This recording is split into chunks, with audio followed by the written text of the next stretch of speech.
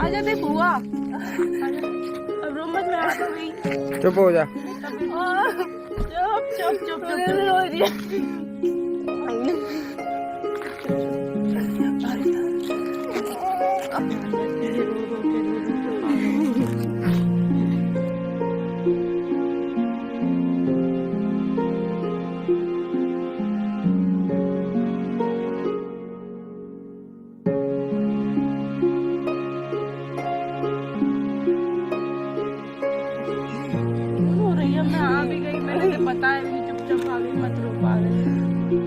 सपना और अंशु की ये वाली क्लिपिंग देखकर किसकी आंखों में आंसू नहीं आ गए होंगे। मोमेंट इतना इमोशनल था कि मैंने भी 3 बार बैक करके इस चीज को दोबारा से तिबारा देखा। और जब व्लॉग के नीचे वाले कमेंट्स पढ़े तो इतने ज़्यादा कमेंट थे। सबसे ज़्यादा जो बात फोकस की गई थी वो यही वाली बात फोकस की गई थी, किस तरीके से अंशु बिलक बिलक कर रो रही थी। छोटी सी बच्ची अपने आप को संभालने की कोशिश कर रही थी, लेकिन उसके बाद में भी उसका रोना नहीं रुक रहा था और वो लगातार रोए चली जा रही थी। इस तरीके से सपना ने सूरज वाली क्लिपिंग रिलीज की थी और उसके बारे में बताया था। तो उस दिन उसका रोना नहीं रुक रहा था, उसकी आंखों से आंसू मतलब रुक ही नहीं रहे थे। ऐसा लग रहा था जैसे आंसू नहीं है, कोई वहाँ पे टैप लगा हुआ है और पानी है कि वो बहता ही चला जा रहा है। सिमिलरली यही वाली कंडीशन मैंने आज अंशु की आंखों से आंसू रुक ही नहीं रहे थे। सपना जो खुद इतनी इमोशनल है, खुद की तबीयत खराब है उसकी, इस तरह से उस दिन से जब से वो अंशु से अलग हुई है इतना ज़्यादा रो रही है, लेकिन यहाँ पर वो अपने आप को संभाल कर बिल्कुल एक माँ की तरह उसको बार बार चुप करा रही है उसको, और उसको मना कर रही है कि मत रो मत रो मत रो। और इतना क्या कम था इन दोनों का, बच्चे भी दोनों के दोनों उसको चिल्लाने लगे और रोने लगे, उसको देखकर बुआ बुआ चिल्लाने लगे। इस तरह का सीन या तो मैंने उनमें देखा है कि जो भरत मिलाप की जो अच्छी स्टोरी सुनाने वाले वक्ता होते हैं वो जिस तरह से वर्णन करते हैं कि किस तरह से राम और भरत जो है बात इतने सालों बाद में 14 साल बाद में मिले थे, उनका प्यार कैसा था, उनके आंसू किस तरह से रुक नहीं पा रहे थे, इस तरह से एक दूसरे को गले लगा रहे थे और वो उनके पैरों में गिरे जा रहे थे। मुझे जो ना वही सीन याद आ गया इनके दोनों का देखकर। दोनों के अंदर इतना ज़्यादा प्यार है भाई, इसको देखकर तो बिल्कुल लगता है कि ये जो सपना कहती है इसमें किसी हालत में भी कम नहीं है। ये लोग दोनों के दोनों एक शरीर और 2 जान वाली बात है। ये ऐसे लगता है जैसे इनके दिल एक हो और जिस्म 2 हो गए हों। दोनों के दिमाग एक ही तरीके से सोचते हैं, दोनों के दिल एक ही तरीके से धड़कते हैं, एक दूसरे के लिए ही धड़कते हैं, एक दूसरे का नाम लेके धड़कते हैं। इसने भी इनको देखा होगा इस तरह से रोते हुए और मिलते हुए, जिस तरह से अंशु भाग कर आई और गले लगी सीधे सपना के। उसके बाद में उसके गले से एक भी शब्द नहीं निकला सिवाय आंसुओं के। जिसने भी ये सीन देखा होगा उसको जरूर ये लगा होगा कि इन दोनों को क्यों अलग होना पड़ा या ये क्यों अलग कर दिए गए। सपना की तबीयत खराब चल रही थी, उसको फीवर चल रहा था, साथ साथ उसके बच्चों की भी तबीयत ठीक नहीं थी और अब उसका बर्थडे भी था, तो वो बहुत ज़्यादा लोनली फील कर रही थी, यानी अकेलापन महसूस कर रही थी। उसको बार बार ये लग रहा था कि जब मेरी तबीयत खराब होती थी तो मेरे पास कौन होता था, अंशु होती थी, और अंशु ही मेरे को कहती थी कि भाभी ठीक हो जाएगा, सब ठीक हो जाएगा और आप अच्छी हो जाओगी, और उसको दवाइयाँ देती थी, उसको मॉरल सपोर्ट देती थी। सच पूछो तो ये छोटी लड़की, ये छोटी नहीं थी, ये उसकी बैकबोन थी। देखा जाए तो हर सुख दुख में उसने हमेशा साथ दिया है अपनी भाभी का। सपना इसीलिए उससे मिलना चाहती थी। अभी 2 दिन पहले उसने वीडियो कॉल पे भी उसको बात की थी, यानी जो वो लाइव आई थी तो वो जोड़ना चाहती थी कि सपना के साथ में वो लाइव करे और लोगों से बात करे। लोगों अगर उसके बारे में या दोनों के बारे में कुछ पूछना चाहते हैं, कुछ जानना चाहते हैं, तो वो उनके सवालों का जवाब देगी। लेकिन उस लाइव में दोनों एक साथ तो एक ही चैनल पे नहीं आ सके, लेकिन उसने वीडियो कॉल के थ्रू उसको जोड़ रखा था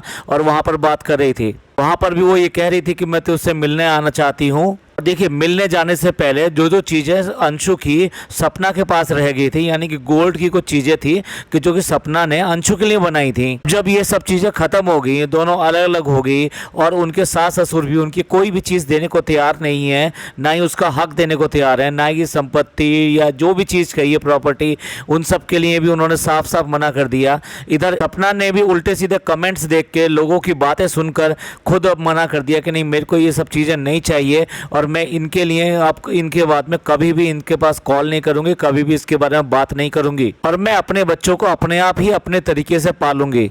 मुझे अपने बच्चों के लिए भी कोई भी चीज़ इनसे नहीं चाहिए। इस सब के बाद में भी सपना ने कोई मतलब पूरी तरह से ईमानदारी बरती और कहीं से भी उसको ये नहीं लगता कि किसी तरह से उसे पैसे का, चीज़ों का, प्रॉपर्टी का, किसी भी चीज़ का लालच है। इस तरह की बातें लगातार कही जा रही थी ना कि उसको पैसों का, इन सब चीज़ों का लालच है, वो इसीलिए अलग होना चाहती थी और वो अगर तीसरी शादी करेगी तो उससे पहले सारी अपनी प्रॉपर्टी और सब चीज़ें अपने पास लेना चाहती है। इसी तरह के लांछनों से और आरोपों से परेशान होकर उसने ये सारी चीज़ें छोड़ने का फैसला कर दिया था और कुछ भी ना लेने का एक बहुत कड़ा फैसला उसने ले लिया। तो अब देखिए, बहुत सारे लोगों के जो मुंह खुलते थे इस बात के लिए कि वो पैसों का लालच करती है, उसे पैसों का लालच है, उसे प्रॉपर्टी का लालच है, इसलिए ये सब चीज़ें कर रही है और वो जो है ये अपनी चीज़ें मांग कर ही रहेगी और हो सकता है कानूनी लड़ाई लड़े या फिर ये कि बूढ़े माँ बापों को परेशान करे, उनको भी कोर्ट में खींच के ले जाए। तो मेरे ख्याल से अब तो उनके मुँह बंद हो गए होंगे।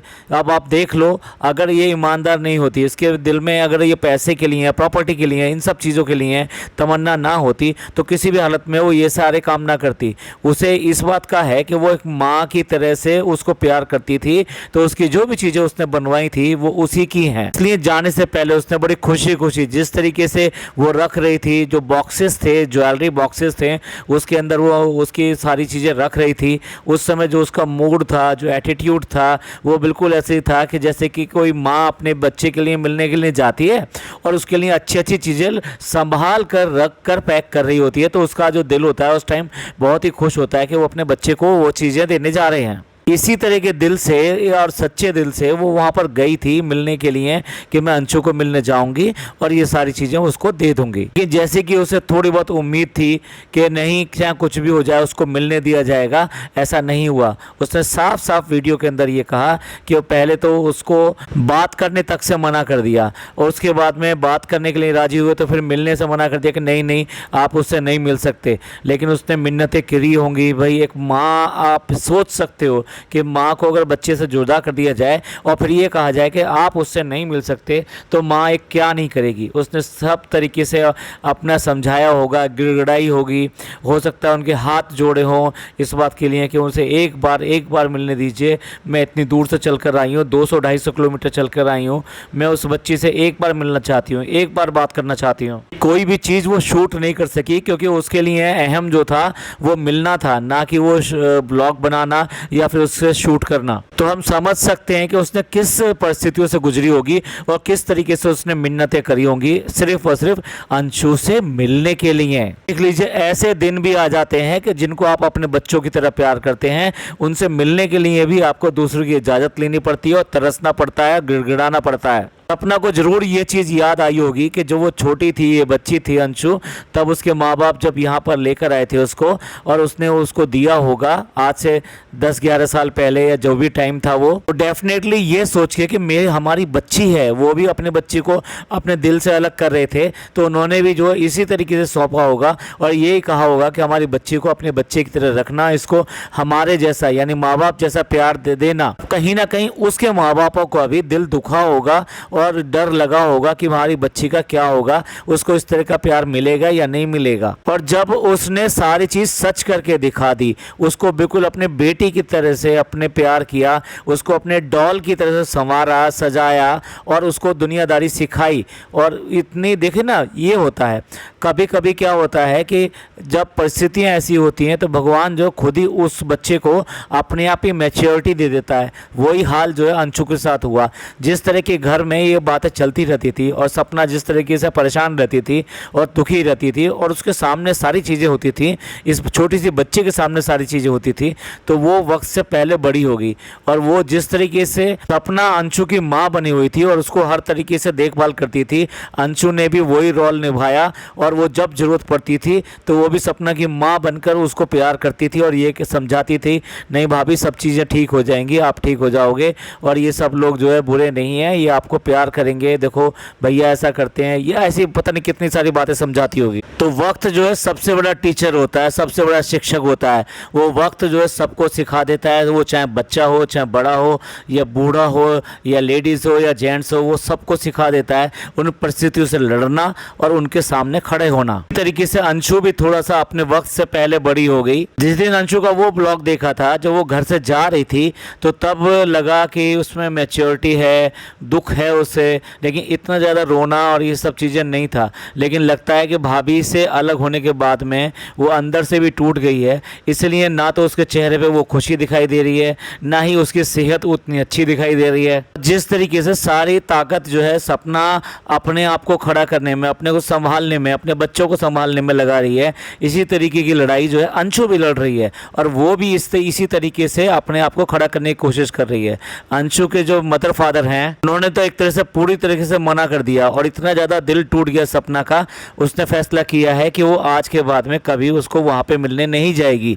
साथ साथ अंशु ने भी उसको मना किया कि नहीं भाभी, अब आप जो दोबारा यहाँ पर मत आना। इसी तरह की बातें हमने पिछले व्लॉगों में ये करी थी, जो अंशु के ऊपर स्पेशली बनाया था, और हमने पहले ही बताया था कि अंशु के माँ बाप जो है उसको मिलने नहीं देंगे बिल्कुल भी सपना से, और धीरे धीरे ये बिल्कुल फिल्मी स्टोरीज की तरह ये कोशिश की जाएगी कि इन दोनों के बीच में दूरियां बढ़ती चली जाएं या दरार बढ़ती चली जाए, जिससे कि ये दोनों हमेशा के लिए अलग हो जाएं। लेकिन भाई इसके लिए तो उनको जो है अंशु को इतना प्यार देना होगा, जैसे कि वो कह रही है, इतना प्यार देना होगा कि वो उसको भूल जाए, पर ऐसा पॉसिबल होता नहीं है। सपना आज भी ये कह रही है कि मैं कभी पहले किसी के कंट्रोल में थी, आज जो है ये अंशु भी इसी तरीके से किसी और के कंट्रोल में है। लेकिन दिन बदलते हैं और वक्त आता है कि जब कंट्रोल में से बाहर आ जाते हैं, या ये कहिए कि खुद ही अपना निर्णय ले सकते हैं, आप स्वतंत्र हो जाते हैं, तब आप कैसे रोक पाएंगे अंशु को मेरे से मिलने के लिए। और मैं ज़रूर अंशु से मिलूंगी, और अंशु भी मेरे पास आएगी और मिलेगी भी। एक ना एक दिन उसकी शादी होगी, और उसके बाद में वो खुद फैसले करेगी अपनी ज़िंदगी के,